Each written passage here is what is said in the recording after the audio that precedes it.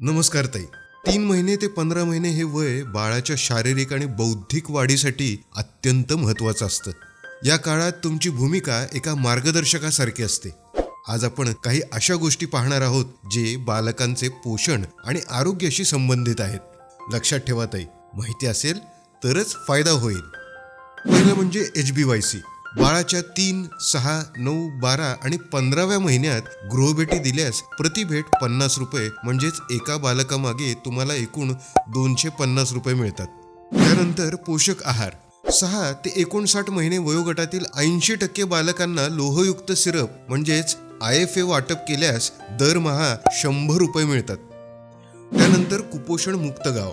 कुपोषित म्हणजेच सॅम बालकाला NRC केंद्रात भरती केल्यास 100 रुपये मिळतात. 4 वेळा पाठपुरावा केल्यास 150 रुपये मिळतात आणि बाळ सुदृढ झाल्यास 50 रुपये बोनस देखील मिळतात. असे एकूण 300 रुपये मिळतात. मा कार्यक्रम. स्तनपानाला प्रोत्साहन देण्यासाठी मातांच्या बैठका घेतल्यास दर तिमाहीला 100 रुपये मानधन मिळतं. ताई, तुमच्या अंगणवाडी सेविकेसोबत मिळून दरमहा वजन दिवस साजरा करा. ज्या मुलांचं वजन वयानुसार वाढत नाहीये अशा बालकांची वेगळी यादी तयार करा. त्यांना वेळेवर NRCला संदर्भित केल्यास बाळाचा जीवही वाचेल आणि तुम्हाला तुमच्या हक्काचं मानधन देखील मिळेल. गृहभेटी दरम्यान आईला 6 महिन्यानंतरच्या पूरक आहाराबद्दल प्रात्यक्षिकाद्वारे माहिती द्या.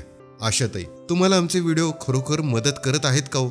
आम्हाला कमेंट सेक्शनमध्ये नक्की सांगा. हा व्हिडिओ सर्व आशाताईंना शेअर करा. चॅनलला सबस्क्राईब करायला विसरू नका. माहिती असेल तरच फायदा होईल.